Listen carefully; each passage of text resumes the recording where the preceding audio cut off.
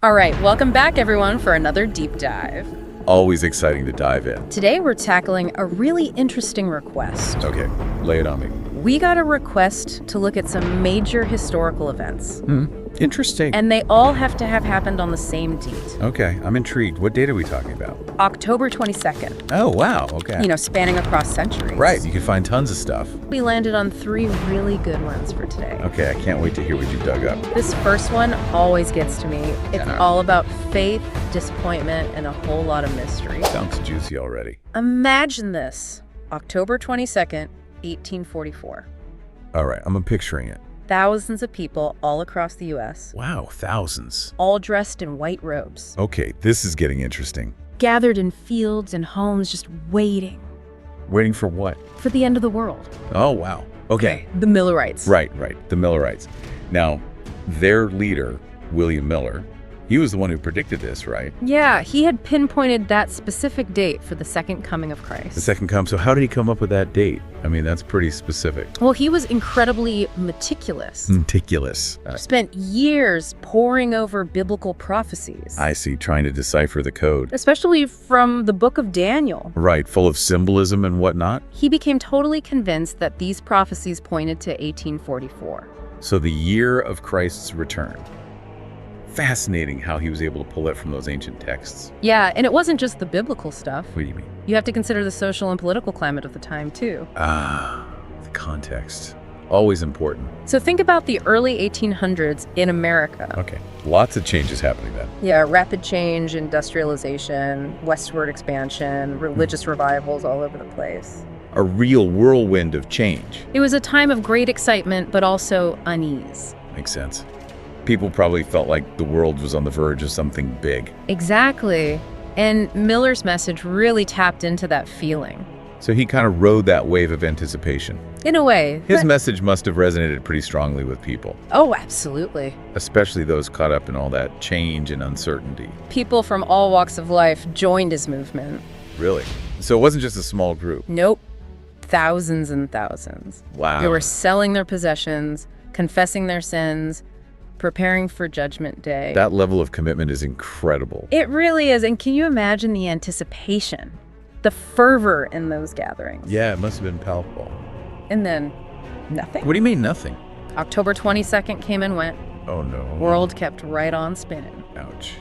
That must have been a huge blow to the Millerites. You bet. And that event became known as the Great Disappointment. The Great Disappointment. Such a fitting name. It really is. So what happened to the Millerites after that? Well, it really shook them, obviously. Understandably so. Some lost their faith completely. I can imagine that happening after such a letdown. But others went back and re-examined their beliefs, trying to make sense of it all. And what came out of that? A number of new Adventist denominations popped up.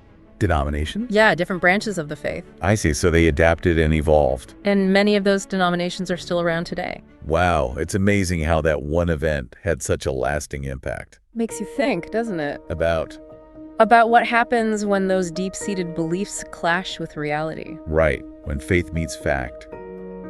It's a complex and personal struggle. It really is. And it's a reminder that history isn't just about dates and events, Right. It's about the human story. It's about our experiences, our hopes, our fears. What drives us. Exactly. Well, speaking of hopes and fears, Oh, good transition. our next stop on October 22nd takes us to a moment that really gripped the world in fear. Okay, let's hear it. 1962, the Cuban Missile Crisis. Oh, yeah. Everyone knows at least a bit about that one. Right. It's one of those historical moments that's kind of seared into our collective memory. For good reason, too. Absolutely. I mean, you've got the U.S. discovering Soviet nuclear missiles in Cuba. Right. Practically in America's backyard. Leading to a super tense standoff. Between the two biggest superpowers at the time. And for 13 days, the world held its breath. 13 days. Can you imagine the pressure? It's almost impossible to grasp. But it's the details that really draw you in. You mean like the behind-the-scenes stuff? Exactly. The maneuvering, the calculations, the sheer terror that permeated everything. Thinking about President Kennedy addressing the nation, knowing the weight of every single word. Yeah, knowing that one wrong move could literally end the world as we knew it. It was a real test of decision-making. Under the most extreme pressure imaginable. And both Kennedy and Khrushchev, the Soviet leader, had to play it just right. Walking that tightrope between military strategy, political ideology, and maybe a little bit of ego too, let's be honest. Oh, definitely ego. But it wasn't just the leaders who were affected, right? Oh, no way. Think about the everyday people living through that. They're living under that constant threat of annihilation. Yeah, just trying to go about their lives with that hanging over them. You had school kids practicing duck and cover drills. Trying to prepare for the unthinkable. Families building bomb shelters in their backyards. A very real and present fear. It's a stark reminder of how fragile peace really is. And how quickly things can escalate. In the blink of an eye. So the Cuban Missile Crisis, definitely a turning point in the Cold War. A wake-up call, you could say. A realization of just how destructive nuclear weapons could be. And thankfully, it did lead to some positive changes. They set up a direct hotline between Washington and Moscow. So they could communicate more directly, avoid those potential misunderstandings. Yeah, a vital step towards preventing another crisis like that. Communication. Yeah. So crucial, especially in those high-stakes situations. It really is. And even in the darkest of times, there's always that hope. Hope for what? Hope for dialogue, for finding a way back from the brink. Well said.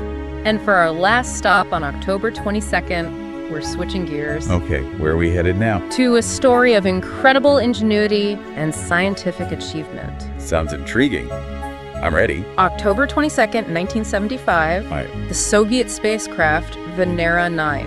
Venera 9. Okay. It touches down on the surface of Venus. On Venus?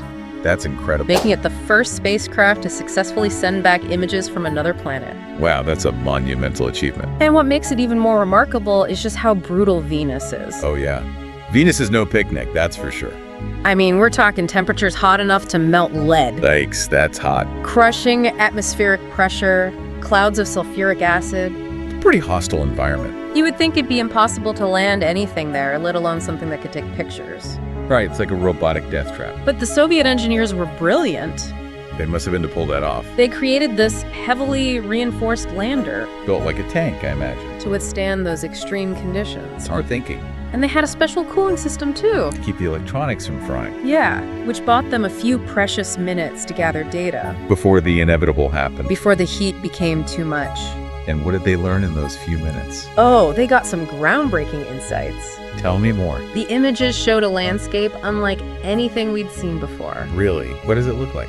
Volcanic plains, huge mountains, and evidence of all this crazy geological activity. Wow, that must have been mind-blowing to see for the first time. Venera 9 really pushed the boundaries of space exploration. Absolutely. And it gave us a glimpse into the mysteries of our solar system. A tantalizing glimpse, you could say. For sure. So, from apocalyptic predictions to the edge of nuclear war to exploring other planets, October 22nd has definitely seen some wild stuff. A day full of drama, discovery, and a lot of tension, it seems. But what connects these events, What can we learn from them? It's a great question. I think it speaks to the human spirit. In what way? Our capacity for hope and fear. Our desire to understand our place in the universe. Makes sense. Whether it's seeking answers in faith, facing global threats, or venturing out into space. We're always pushing those boundaries. Making choices that shape history. Exactly. And that's the takeaway here. What is? History isn't just a bunch of stories. It's more than that. It's a reflection of ourselves. Our triumphs and failures, hopes and anxieties. And as we move forward, yeah. it's up to us to learn from the past. Right. And make choices that lead us to a better future. Couldn't have said it better myself. Thanks. Thanks for joining us on this deep dive. Always a pleasure. And until next time, keep exploring. Keep those questions coming. See y'all soon. Bye, everyone. But smash that like button. Please subscribe. Thanks for tuning in to Historian Kid podcast channel. Catchy. We hope you enjoyed this dive into history. If you did, please like this video and subscribe to our channel for more fascinating stories from the past. Your support helps us bring history to life every day. Stay curious, stay informed, and we'll see you in the next episode. What lesser-known historical figures do you think deserve more attention? Get people talking in the comments.